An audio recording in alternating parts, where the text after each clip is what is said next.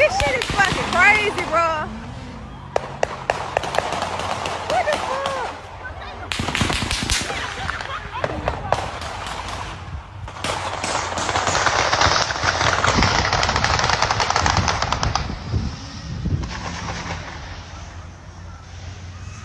Man, they Night, an arrest in Tuskegee, Alabama, where at least one person is dead and several injured after a shooting at the university's 100th homecoming. CBS's Jason Allen is there for us tonight with the details. Jason. Jerica, law enforcement said they've arrested a 25-year-old man who they say had a handgun with a machine gun conversion device. There is obviously a lot of concern among students who are coming back to campus, even as investigators are still collecting evidence. Get down, get down. Oh my gosh. Get down. A centennial celebration interrupted by panic and gunfire. We were having fun, and all of a sudden I saw people running towards me before I heard gunshots. Nursing student Kimora Bean spoke to us today as she came back to the Tuskegee University campus with her mother hours after a bullet hit her in the back, centimeters from her spine.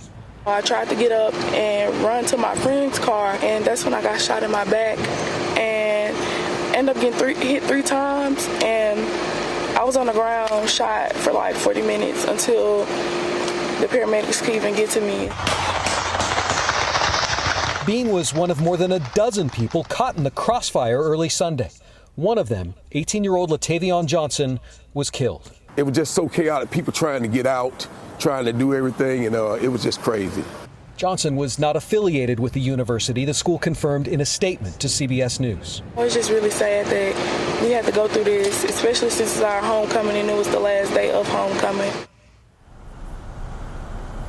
4 more people were injured in all the chaos, but they were not shot. Jerica, the university has canceled all of its classes for tomorrow. Such scary moments. Jason Allen, thank you. But first, breaking news in Harlem, where police say a young child was just shot. Eyewitness News reporter Josh Einiger is at the scene with the very latest. Josh, what can you tell us?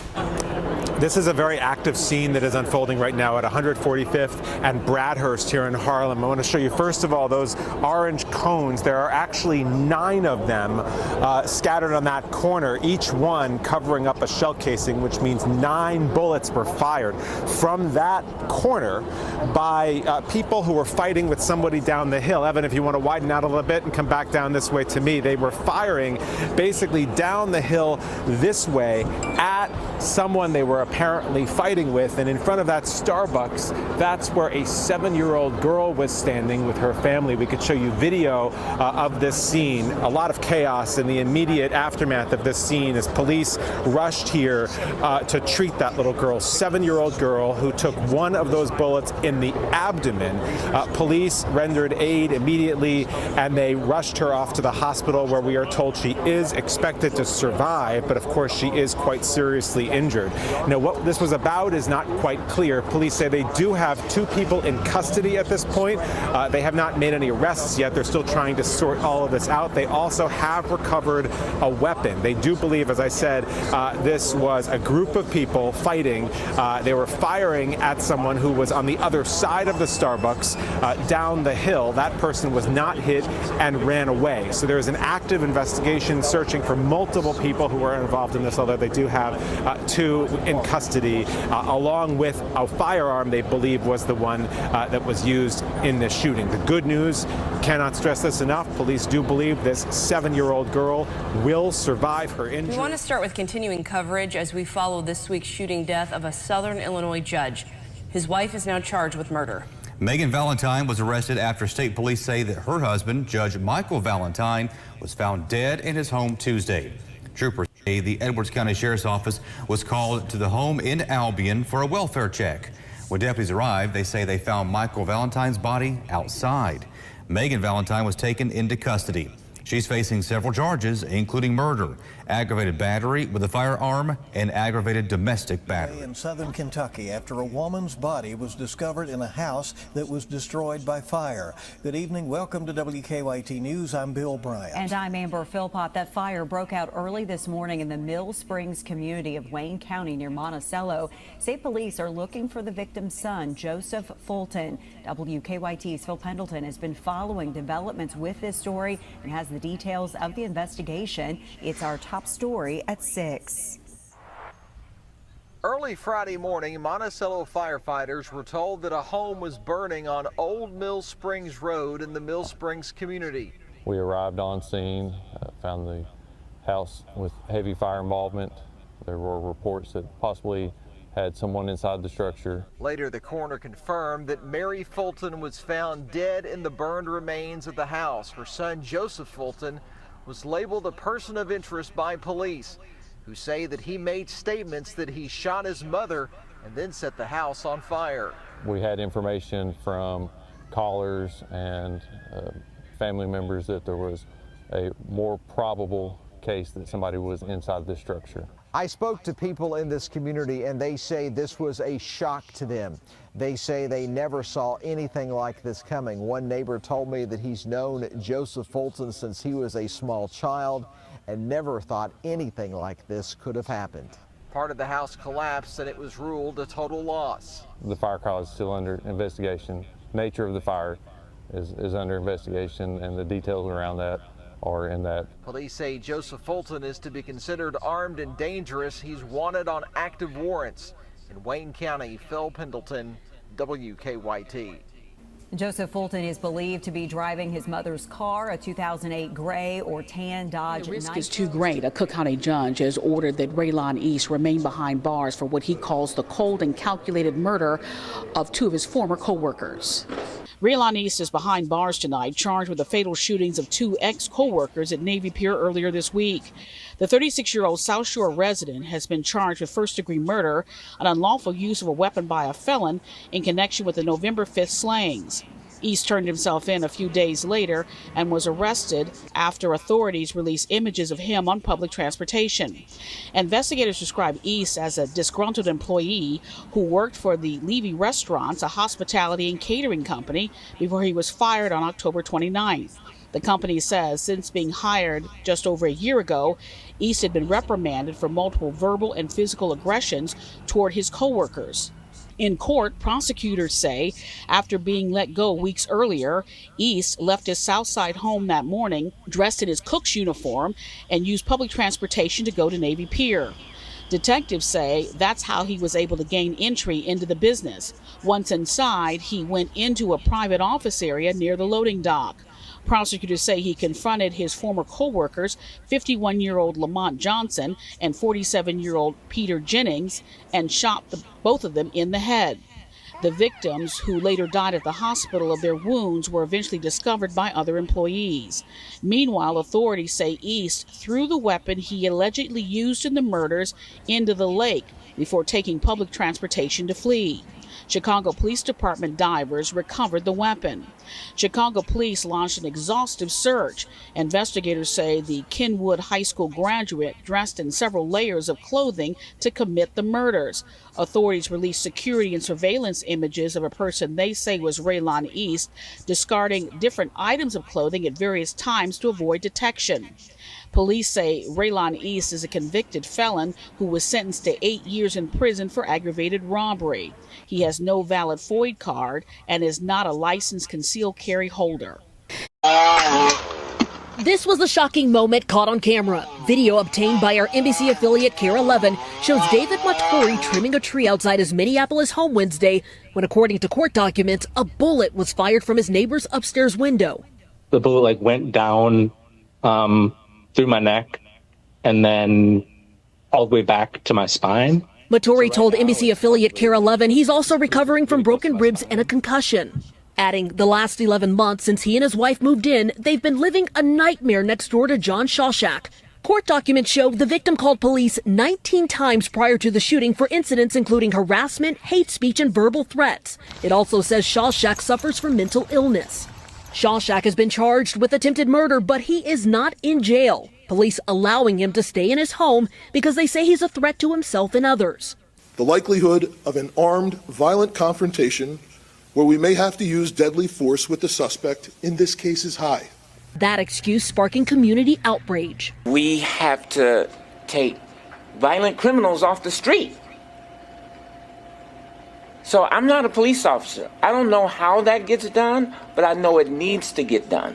Police say Shawshack rarely leaves his home, and the department has not set an arrest date. We are not going to bust the door down, guns blazing, and get into a deadly force situation, but we will ensure the community will be safe. Mattori says he feels the Minneapolis Police Department failed to protect his family by not arresting his neighbor when they needed them most.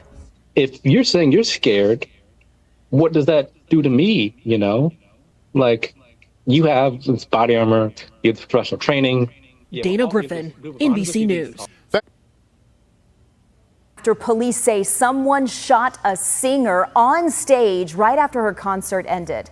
The victim is recovering tonight. This happened in downtown Dallas at the Black Academy of Arts and Letters, right next to the K. Bailey Hutchison Convention Center. WFAA's Sydney Persing spoke with the director of that venue tonight. An exact motive is still not known tonight, but law enforcement sources tell us the shooter appeared to have mental health issues. What we do know is that she opened fire moments after a performance here ended, taking aim at one of the singers on stage. This is video of 3 women performing together here at the Dallas Black Academy of Arts and Letters just last night. When their show was over just before 6 p.m., the women stayed on stage to sign autographs. That is when the shooter took out a gun and shot right at one of them, according to the Academy. Jada Thomas was identified as the victim. She remains in the hospital tonight in stable condition. The Academy's founder, Curtis King, said Jada has been performing here since she was just 10 years old. He told me he is angry and distraught, confused and disappointed, but does not want one person's actions to ruin the hard work of his young artists. Still in shock after her young son was nearly snatched away while on a walk with his father. Police arrested the suspect, and the mother tells Eyewitness News that he is her neighbor. Eyewitness News reporter Sonia Rincon has the details. Video of the attempt shows a man yanking the 6-year-old boy from his father so hard his feet come off the ground. But the father never loses his grip.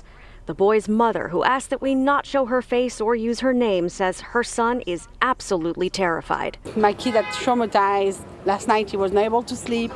He was scared, and it's not okay to 6 years old to be scared and not sleeping. It happened Friday while the father and son were on their way to a Shabbos gathering in front of multiple cameras on this block of Kingston Avenue.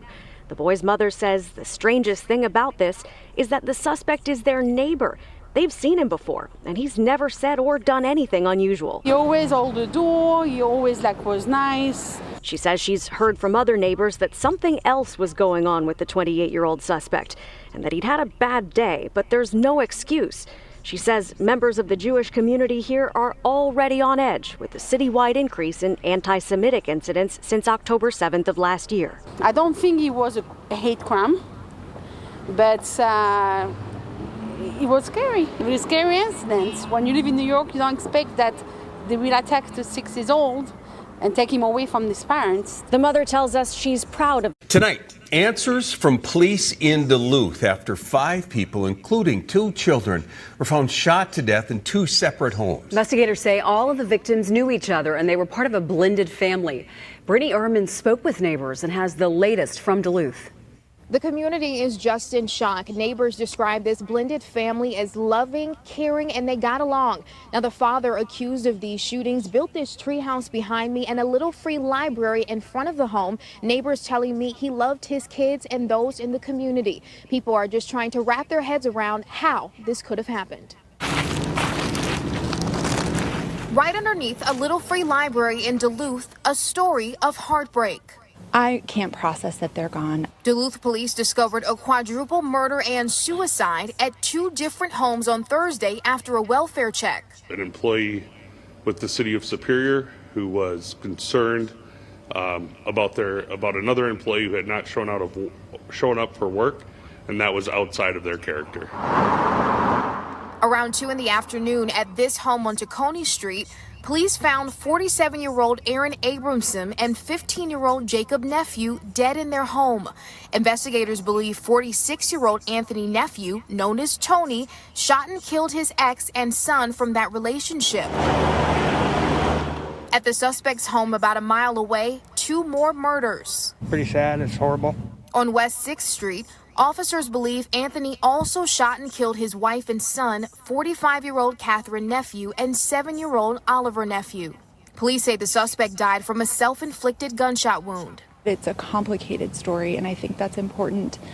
I was just so sad when I heard it because of the loss, but also knowing that this is not something that Tony, when he was in his right mind, would ever do.